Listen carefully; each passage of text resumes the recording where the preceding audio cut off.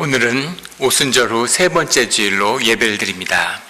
오늘의 본문 말씀 가운데 주님은 우리에게 검을 주러 왔노라 이렇게 말씀하시죠. 검을 주러 왔노라. 세상에 화평을 주러 온 것이 아니라 내가 너희에게 검을 준다. 주님은 우리에게 싸우라고 말씀하십니다. 두려워하지 말고 싸워라. 오늘의 말씀의 중심에 있는 이 싸움의 이야기, 이 전쟁의 이야기의 중심은 무엇일까요?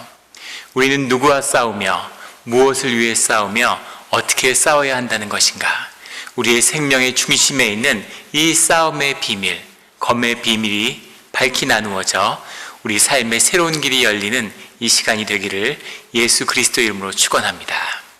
오늘 본문 말씀 마태복음 10장 24절부터의 말씀은 이렇게 시작합니다. 제자가 그 선생보다 또는 종이 그 상전보다 높지 못하나니 제자가 그 선생 같고 종이 그 상전 같으면 조카도다. 집주인을 바알세불이라 하였거든 하물며 그 집 사람들이랴. 주님은 우리가 싸워야 하는 영적 싸움의 본질이 무엇인지에 대해서 말씀하고 계시는 거죠. 너희의 제자들을 세상에 파송하는데 그 제자들이 겪을 어려움과 영적인 싸움의 중심에는 바로 그것이 주님의 싸움임을 말씀하고 계십니다. 세상이 너희를 박해하는데 그것은 너희 때문이 아니라 너희의 상전인, 너희의 주인인, 너희의 아버지인 나를 향한 것이다. 이 대적의 무리들이 너희를 핍박하는 이유는 하나님 아버지를 대적하기 때문이다 라고 주님은 말씀하고 계시는 거죠. 이 말씀의 뜻이 32절 33절과 연결되어 있습니다.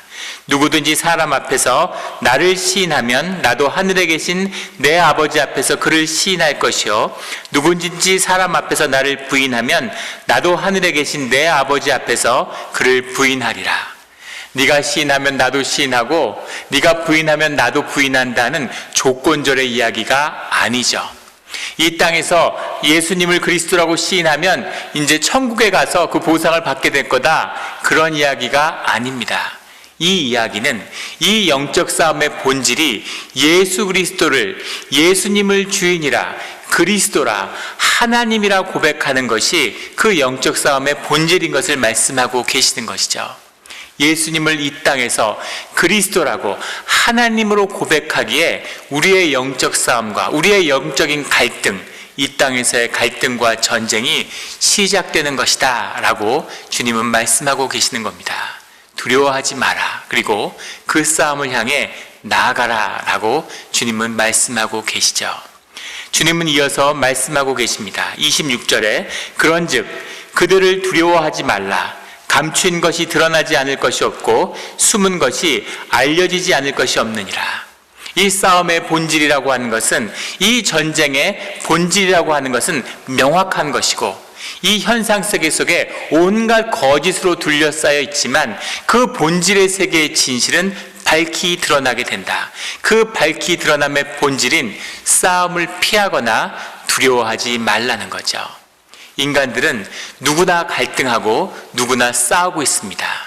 세상에 마치 본질이 만인을 향한 만인의 싸움같이 보여요. 모든 사람들이 싸우고 인류 역사에서 전쟁이 끊이지 않습니다. 아이가 가장 인간의 일생 가운데 가장 공격성이 심한 때가 아이가 한 달, 두 달, 생후 두세 달 됐을 때라고 하죠. 그 강한 공격성의 표출이 엄마의 그 젖을 모유를 위해서 확 깨무는 그것이 공격성의 표출이라고 합니다. 그 공격성을 어머니가 있는 그대로 받아들여 줘야지만이, 그 아이의 공격성을 어머니의 사랑으로 감싸줄 때만이 아이가 바른 방향으로 그 공격성을 표출하며 자랄 수 있게 된다고 하죠. 모든 사람이 그 공격성을 타고나는데 이 공격성이라는 것은 어디서 온 것이냐는 겁니다. 그것이 생명의 본질인지 아니면 뒤틀어진 우리의 죄성인지, 이것이 오늘 본문 말씀의 중심을 이루는 주님의 가르침이죠. 주님은 우리에게 두려워하지 말고 싸워라 이렇게 말씀하고 계시는 겁니다. 내가 너희에게 어두운 데서 이르는 것을 광명한 데서 말하며 너희가 귓속말로 듣는 것을 집 위에서 전파하라. 하나님의 하나님 되심을, 예수가 그리스도이심을 세상에 밝히 드러내라는 거죠. 그것이 싸움의 시작이고 싸움의 본질이라는 겁니다. 28절에 몸은 죽여도 영혼은 능히 죽이지 못할 자들을 두려워하지 말고 오직 몸과 영혼을 능히 지옥에 멸하실 수 있는 이를 두려워하라. 육을 죽이지만 현상 세계에서 우리의 현상의 권세만을 가진 그 대적의 무리를 두려워하지 말고 오직 생명의 세계를, 본질의 세계를 주관하시는 하나님 아버지를 경외하고 두려워하라는 거죠. 두려워해야 될 것을, 마땅히 두려워해야 하는 것을 두려워해라. 그것이 그 싸움에 임하는 너희의 자세다라고 주님은 말씀하고 계십니다. 이 싸움의 의미가 무엇일까요? 16절에 주님은 우리를, 주의 제자들을 주님이 파송하시면서 세상의 이리떼에게 양을 보내는 것과 같다라고 말씀하시죠. 세상에 이리떼가 들끓고 있는데 양을 보낸다고 말씀하시는 겁니다. 양이 되어서, 순전한 양이 되어서 이리와 맞서라는 거죠. 주님이 정말 원하시는 게 뭘까요? 양이 이리하고 싸우면 어떻게 되겠습니까? 양이 운이 좋으면 싸워서 이기는 수도 가끔 있을까요? 정말 양이 잘 싸우는 양은 이리를 이기기도 하나요? 양은 이리와 싸우면 죽는 것입니다. 그런데 그 죽는 싸움을, 도저히 싸울 수 없을 것 같은 싸움을 두려워하지 말고 가서 싸우라고, 양이 되어서 이리와 맞서라고 말씀하고 계시는 거죠. 그 싸움의 비밀, 그 영적인 싸움의 대결의 본질이 무엇일까? 이것이 우리에게 주어진 신앙의 도전입니다. 주님은 29절에 이렇게 말씀하세요. 참새 2마리가 한 아사리온에 팔리지 않느냐? 그러나 너희 아버지께서 허락하지 아니하시면 그 하나도 땅에 떨어지지 아니하리라. 참새 2마리가 한 아시리온에 쌓여 있다고 하는 것은 이 참새 2마리가 그만큼 값어치 없는 존재라는 거죠. 그런데 그 중에 한 마리도 땅에 떨어지지 않는다라는 말씀은 세상의 모든 생명의 주권이 주님께 속해 있다는 겁니다. 주님이 세상의 권세를 대적의 무리에게 위임하셨기 때문에 세상의 왕이, 이 대적의 무리가 세상의 권세를, 공중의 권세를 잡고 휘두르지만 이 생명만은, 이 생명의 권세 그 자체만큼은 주님이 쥐고 계신다는 거죠.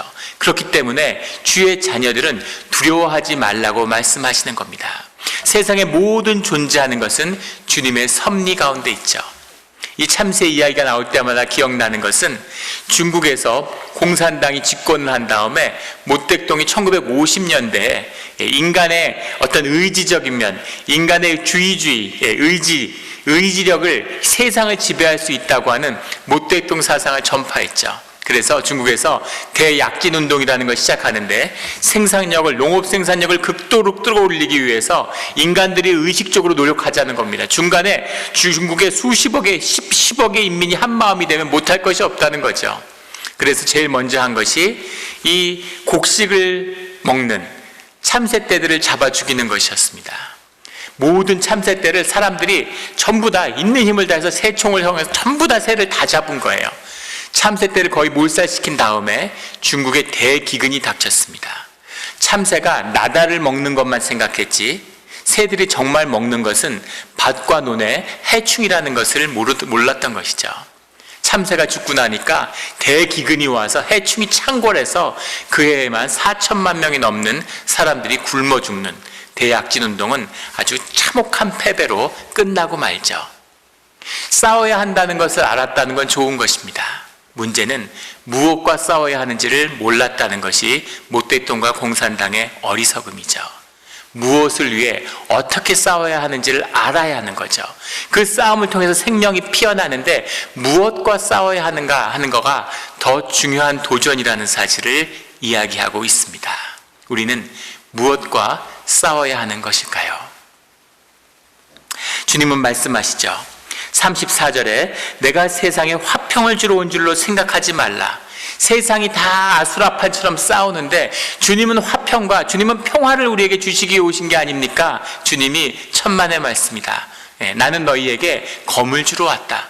나는 너희에게 화평을 주는 게 아니라 검을 주고 싸우라고 왔다라고 말씀하시는 거죠. 검을 주러 왔노라. 검을 주러 왔노라. 내가 온 것은 사람이 그 아버지와 딸이 어머니와 며느리와 시어머니와 불화하게 하려 함이니 사람의 원수가 자기 집안 식구니라. 가정을 깨기 위해 왔다는 말씀이실까요? 그게 아니라 싸움이라는 것은 우리의 삶의 생명의 본질적인 부분이 있다는 거죠.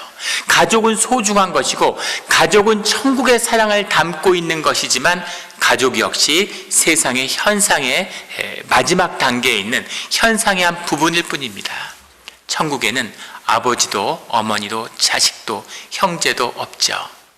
그러면 천국에 무엇이 있을까요? 무엇을 위해 싸워서 무엇을 얻는 것일까? 그것이 우리에게 도전이 됩니다. 최근에 아주 놀라운 통계를 하나 보았는데 2020년에 대한민국의 출생아가 약 28만 명이 될 거라는 그런 예측입니다. 대한민국 정부의 통계청에서 발표한 자료예요. 저출산위원회라고 하는 국가위원회가 이 사실을 공표했는데 충격이죠.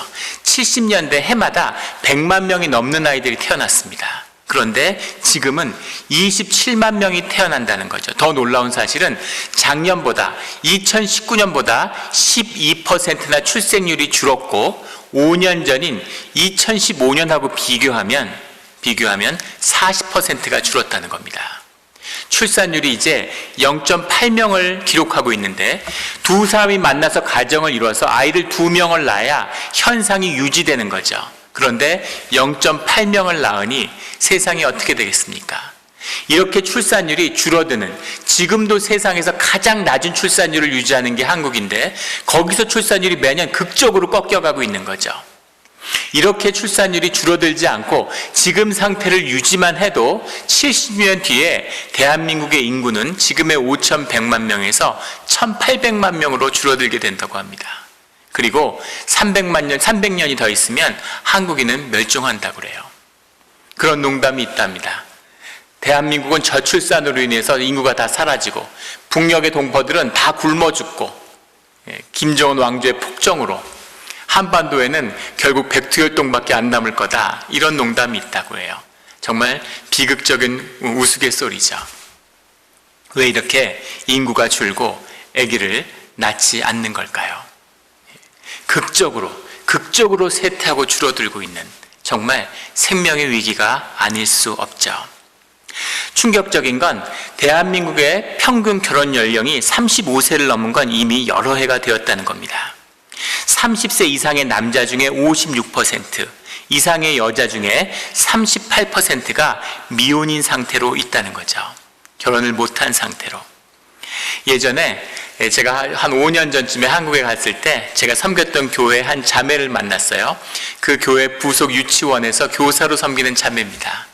그 자매한테 결혼 안 하냐고, 이제 결혼할 때 되지 않았느냐고 이렇게 물어보니까 그 자매가 깜짝 놀라면서 목사님, 저 이제 29살이에요 이렇게 얘기하는 겁니다. 그 말은 마치 80년대 저 19살이에요 이렇게 얘기하는 것처럼 들렸어요.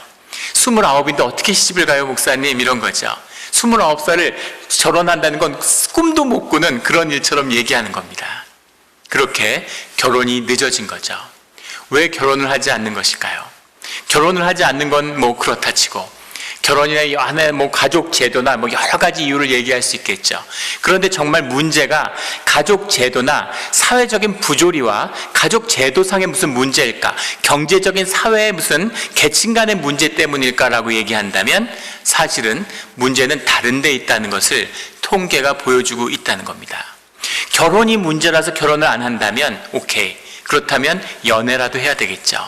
그런데 그 통계는, 똑같은 통계는 무슨 통계를 보여주냐면 20살부터 24살 인간의 생애 가운데 가장 남녀가 서로에게 끌리고 가장 좋을 시기 같은 20살과 24살 사이에 남녀 사이에 연애를 해봤느냐라는 것에 대해서 10명 중에 3명만이 30% 미만만이 연애를 해보았다고, 경험해봤다고 얘기하는 겁니다. 100명 중에 70명은 그 시기에 한 번도 연애도 못 해봤다는 거죠. 더 놀라운 것은 25세부터 29세 사이에 있는 남녀에게 물어봤을 때 그 비율이 5%로 줄어들었다는 겁니다. 25살부터 29살이라는 그 인생의 황금기인데 거기서 남자친구가 있고 여자친구가 있는 그런 청년은 전체 100명 중에 5명, 20명 중에 1명밖에 없다는 거죠. 아무도 연애도 못한다는 겁니다. 믿어지세요? 근데 이것이 사실이라는 거죠. 더 충격적인 건 30세 이상이 되면 연애가 하고 있느냐, 남자친구, 여자친구가 있느냐에 대한 대답에 대해서 있다고 대답하는 것이 제로가 된다는 겁니다. 0%, 1% 미만으로 떨어집니다. 100명 중에 1명도 남자친구, 여자친구가 없다고 얘기하는 거죠. 결혼이 싫다면 연애라도 할 수 있잖아요. 연애도 못하는 거죠. 왜 대한민국의 청년들은 결혼도 연애도 못하게 되었을까요? 그 비밀이 무엇이겠습니까?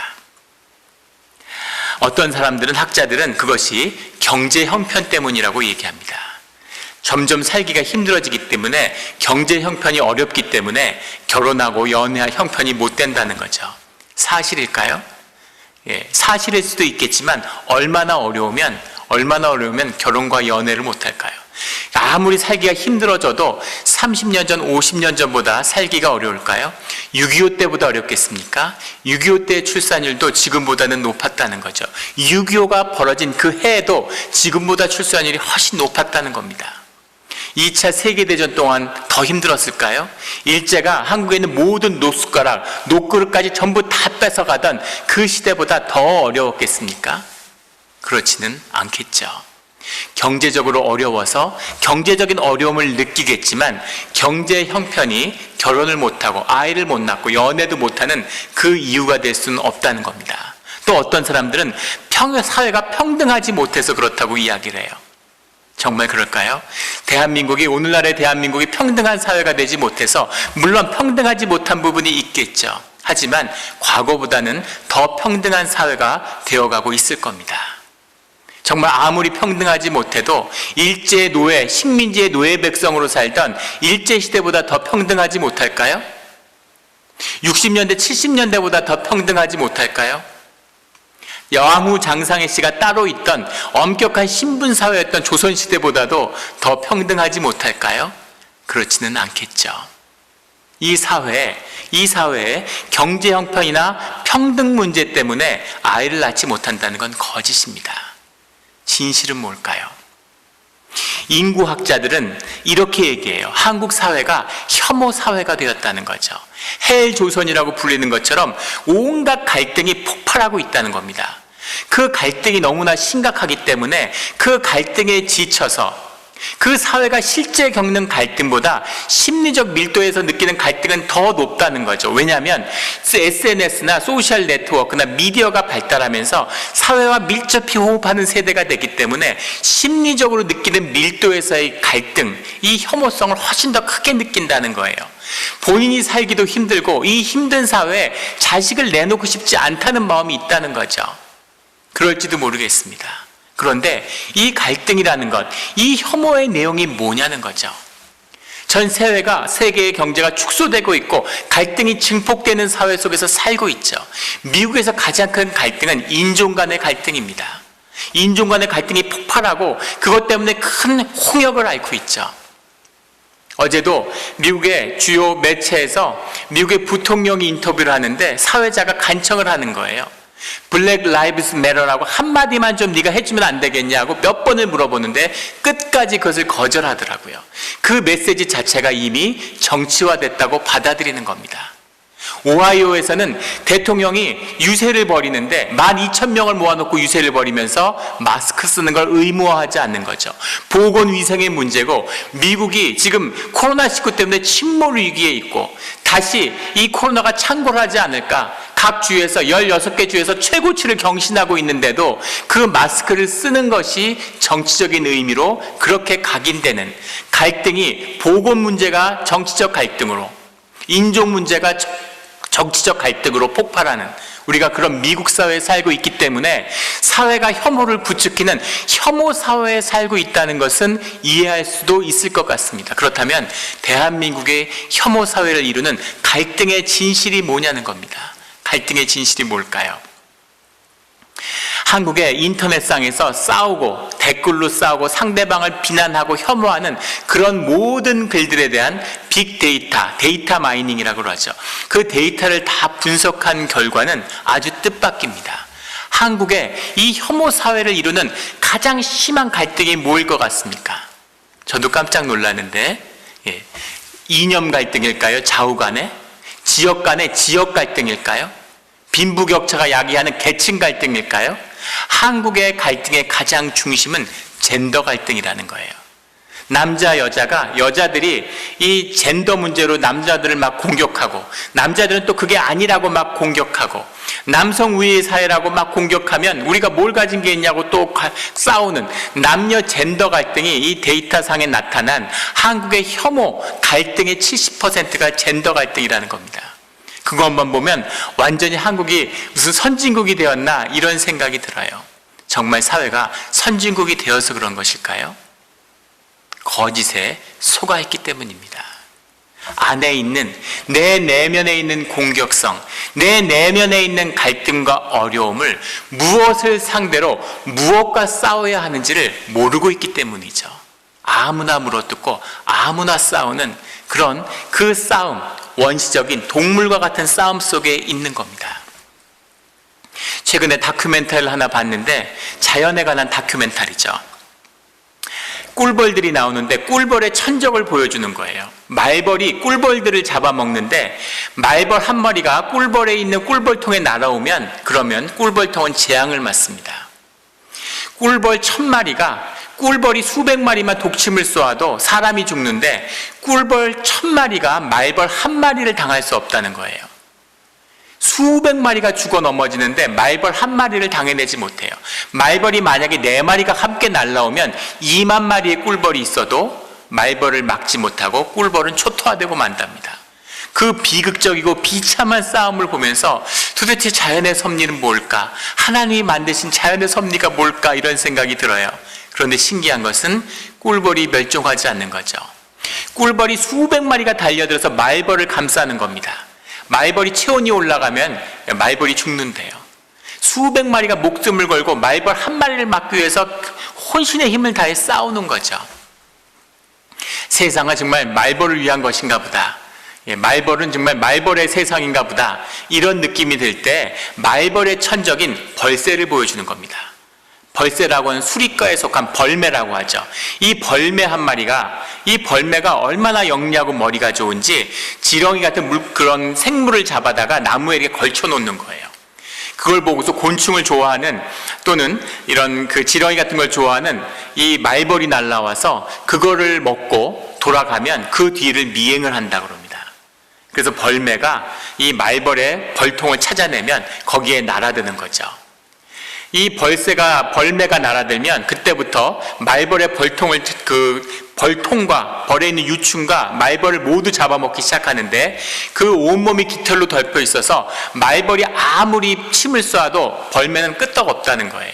그래서 그 벌통을 다 먹고 말벌을 거의 다 죽인 다음에 심지어는 마지막에 남은 한 반밖에 안 남은 말벌의 벌통을 그대로 들고서 나중에 디저트로 간식으로 먹으려고 그걸 물고서 날아가는 겁니다.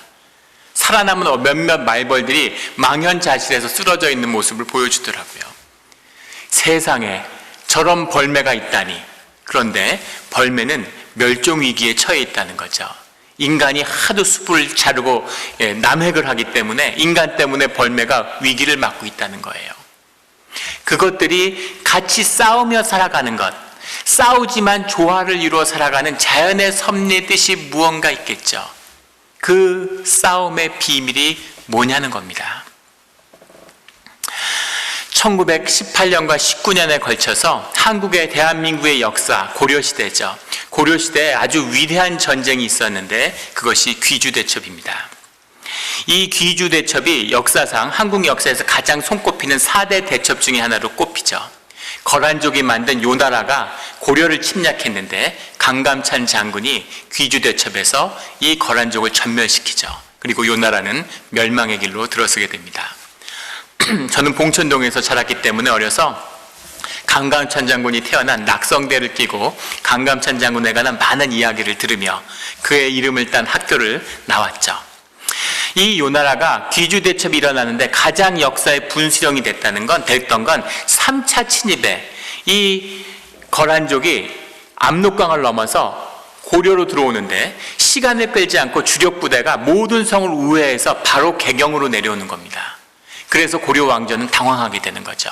똑같은 전략을 후에 여진족이 후금이라고 일컬어졌던 청나라가 세운 여진족이 병자호란 때 이 조선을 침략한 것과 똑같은 방법으로, 이 요나라가 했던 것과 똑같은 방법으로 쳐들어오죠. 성을 쌓고 농성을 하면서 적의 이 진격을 멈추는 것이 조선의 고려의 전술인데 그걸 계속 우회하면서 그렇게 내려오니까 당황하는 거죠. 주력 병력이 개경 앞에 닥쳤을 때 주력 병사는 모두 전방에 나가 있는데 후방이 교란하게 된 그런 고려 왕조는 당황하게 됩니다. 거기서 아주 역사적인 결단이 일어나는데 강감찬 장군 못지않게 훌륭했던 건 고려의 성종왕이었어요. 성종왕이 고려에서 왕조를 지키기 위해서 개경을 버리지 않고 개경에서 농성을 하겠다고 결정합니다. 성에서 목숨을 걸고 왕이 싸우겠다고 선포하는 거죠. 그리고 개경을 지켜냈습니다. 안타까운 것은 대한민국의 역사 가운데 지도자가, 왕이 수도를 지키고 싸우겠다고 도망가지 않은 유일한 처음이자 마지막 경우입니다. 그래서 개경에서 싸워서 거기서 요나라의 진격을 막아내죠. 요나라가 공략을 해도 개경이 함락되지 않으니까 당황하게 됩니다. 왜냐하면 후방에 있는 고려의 주력 부대가 남하하고 있기 때문이죠. 그래서 군대를 빼서 다시 돌아가기 위해서 돌아가다가 평안도 귀주 땅에서 고려의 주력군과 마주하게 되는 겁니다. 거기서 붙었던 싸움이 귀주대첩이고 거기서 거란족은 전멸하게 되죠. 왜 똑같은 일이 병자호란 때는 일어나지 않았을까? 왕이 다른 왕이었기 때문입니다. 병자호란 때는 조선의 인조 임금이었는데 용렬하기 짝이 없는 임금이죠. 그들이 모시는 인조 반정을 해서 왕을 세우고 이 청나라를 멸시하고 오랑캐라고 무시하면서 그들을 징벌하겠다고 하면서 실제는 싸울 준비를 전혀 하지 않았어요. 홍타이즈가 왕이 군대를 이끌고 내려왔을 때 사흘 만에 한양성으로 몰아닥치니까 한양성을 버리고 왕자는 강화도로 도망가다 붙들리고 허겁지겁 도망가다가 남한산성에 고립이 되죠. 47일 동안 갇혀있다가 항복을 하고 300국어도 3번 절하고 이마를 9번 땅에 찍어서 이마가 깨져서 피가 흘렀다고 하죠. 전쟁이 끝났는데 아무도 처벌받지 않았습니다. 고려에는 강감찬이 있었는데 조선에는 김자점이 있었죠. 주력 부대를 의주에 가지고 있으면서 한 발자국도 움직이지 않은, 그러나 끝내 처벌받지 않은 인종 반정의 공신이기 때문에, 그래서 똑같은 실수를 반복한 여진족은 대성공을 거두게 되는 거죠. 싸우겠다는 의지입니다. 그 의지를 가지고 절대 지지 않고 맞서겠다고 하는 죽음의 위협으로부터 생명이 싸우겠다는 결정을 하는 순간 그 싸움은 승리의 길로 가는 것이죠. 이 의지가 전쟁을 승리로 이끈다는 걸 수많은 전쟁사가 입증하고 있습니다. 6.25 때 나라가 부산만 남겨놓고 다 잃었지만 나라를 포기하지 않고, 그때 부산을 포기하고 제주도로 도망갔으면 끝이 났겠죠. 하지만 싸우겠다는 의지, 자유를 지키겠다는 그 의지가 6.25의 반전을 만들어낸 거죠. 왕이 궁궐을 버리고 도망가고 온 나라가 초토화되고 해군이 다 불타 없어졌지만 13척의 배를 거느리고 일본군과 맞서 싸우겠다고 명락해협에서 이순신 장군의 결단이 있었기 때문에 명랑대첩이 있을 수 있었죠. 싸우겠다는 의지, 적을 마주보고 적이 무엇인지를 마주하려고 하는 그 용기가 싸움의 중심인 거죠. 주님은 두려워하지 말고 싸우라고 말하는 겁니다. 적의 위협에 무릎 꿇지 말고, 대적의 위협에 두려움 속에 무릎 꿇지 말고, 두려워하지 말고 맞으라고 말씀하고 계시는 겁니다.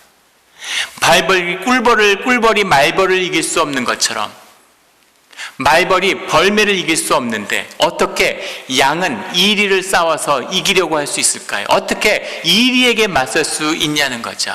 여기에는 싸움에, 전쟁에, 생명에 또 다른 비밀이 있습니다. 그 비밀이 뭘까요? 징기스칸이 몽골을 통일하고 전 세계를 정복했습니다. 70여 개국을 멸망시키고 50년 동안 전 세계를 쑥대밭으로 만들며 세계 대제국을 이뤘죠. 그 누구도 몽골의 비마군단을 이길 수 없었습니다. 그런데 그 50년 동안 몽골이 딱 2번의 전쟁에서 패하게 되죠. 그 패한 유일한 2번의 전투는 모두 다 고려에서 패한 것입니다. 그 고려도 30년 동안 몽골과 전쟁을 벌였는데 그 과정 중에 딱 2번 몽골이 패배해요. 전 세계에서 몽골의 역사에서 2번의 패배입니다. 그 2번의 패배의 그 주인공, 하나는 처인성 전투고 하나는 충주성 전투인데 그 두 전투를 20년의 격차가 있는 두 전투를 이끈 장수가 김윤호라고 하는 승려 출신의 장군이죠. 처음에 고려가 이 침략을 받았을 때, 몽골이 쳐들어왔을 때, 그때가 1232년입니다. 왕자가 군대를 이끌고 살리타이라는 장군이 그 군대를 지휘하고 있죠. 고려도 개성을 버리고 강화섬으로 도망을 갔습니다. 강화섬에서 나오라고 그렇게 협박을 하고 온갖 위협을 해도 절대 나오지 않는 거죠. 그러자 몽골은 장기 싸움을 위해서 식량을 확보 고려에 머물기 위해서 지금의 용인이죠. 처인성에 식량 창고가 있다는 것을 알게 되고 정부에 그 식량 창고를 털기 위해서 처인성을 쳐들어갑니다. 사람들은 도망하고 일부 관군이 남아있었지만 공포에 사로잡혀 있죠. 사람들은 곡식창고에 불을 지르자고 얘기합니다. 몽골군에 넘어가면 안 되니까. 그런데 그 성에는 이름 없는 한 승려가 있었던 거죠. 백현원이라는 절에 이름 없는 승려였던 김인후라고 하는 스님이 그 사람들을 모아서 그 사람들의 지도자가 됩니다. 처인성에 있는 모든 노비 문서를 다 태우고 토지 문서를 태우고 관과 민이 하나가 돼서 처인성 전투를 이끌게 되죠. 근데 놀랍게도 그 싸움에서 몽골군의 총사령관이었던 살리타이가 전사하게 됩니다. 몽골군이 패한 거죠. 몽골군이 세계 정복에 나서서 23년 만에 경험한 첫 패배입니다. 몽골이 얼마나 깊은 충격을 받았는지, 몽골이 싸움에 나가서 최고 사령관이 이 전쟁 중에 목숨을 잃은 것은 이때가 처음이고 마지막입니다. 몽골이 큰 충격을 받고 고려에서 급히 퇴각해서 도망가죠. 그리고 20년이 지나서 몽골군이 다시 쳐들어왔을 때 충주성 전투에서 몽골군이 또 충격적인 패배를 당하게 됩니다. 그때는 군인이 되어서 방호대장이라는 그런 명칭을 갖고 충주성을 지키던, 충주성이 그렇게 중요한 성이 아니었기 때문에 군대도 별로 없고 작은 성이었어요. 그런데 그 충주성의 방위를 명받은 김인후가 또다시 놀라운 일을 벌이죠. 그 충주성에 있는 모든 토지 문서와 노비 문서를 다 불태우고 큰 잔치를 열어서 사람들이 기쁨을 나누고, 그리고 마지막 모두 같이 죽기를 각오하고 전쟁에 돌입하는 겁니다. 그런데 몽골군을 상대로 대승을 거두게 되죠. 믿어지지 않는 대승을 거두게 됩니다. 이것이 충주성의 전투죠. 이상하지 않습니까? 노비들이 주축이 됐다고 하는데 노비 문서를 불태웠기 때문에 자유인이 돼서 사기가 높아진 건 이해할 수 있어요. 사기가 높아졌다고 해서 세계 최고의 용사들이 몽골과 싸워서 이길 수 있는 그 용맹과 무공은 어디서 왔다는 겁니까? 저희가 이민자로 미국에 살고 있는데 갑자기 시민권을 주어줘야 돼서, 아직 영주권도 못 받았는데 시민권을 한 번에 그날로 주어진다고 해서 용기 백배하고 사기가 충천할 수는 있겠지만 그렇다고 싸움을 더 잘하겠습니까? 그런데 놀라운 건 충주성에서는 기적이 일어난 거죠. 이것이 생명의 기적이에요. 생명이 하나 된다는, 생명의 힘이라고 하는 것, 생명의 회복이라고 하는 것은 하나됨의 비밀입니다. 이것을 성경은 코이노니아라고 얘기하죠.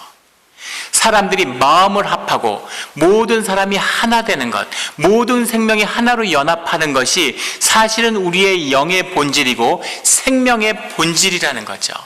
그 본질이 회복되면, 그 생명이 하나 되면 그 생명이 어떤 세상의 권세와 싸워도 이긴다는 겁니다. 이것이 생명의 비밀이죠. 이 생명의 비밀, 이 생명을 붙잡는 자는 세상을 이긴다는 겁니다. 이것이 예수 그리스도의 일에 우리에게 주어진 생명의 복음이에요. 주님은 오늘 우리에게 말씀하시죠. 38절에 또 자기 십자가를 지고 나를 따르지 않는 자도 내게 합당하지 아니하니라. 자기 목숨을 얻는 자는 잃을 것이요 나를 위하여 자기 목숨을 잃는 자는 얻으리라. 주님의 이름으로 싸우는 자는, 주님의 이름으로 목숨을 잃는 자는, 주님이 말씀하시는 이 생명의 위대함은 주님의 이름으로 이기면 무조건 이긴다는 거죠. 현상세계에서의 죽음이, 이 양이 이리와 맞서 싸우면 죽는 것입니다.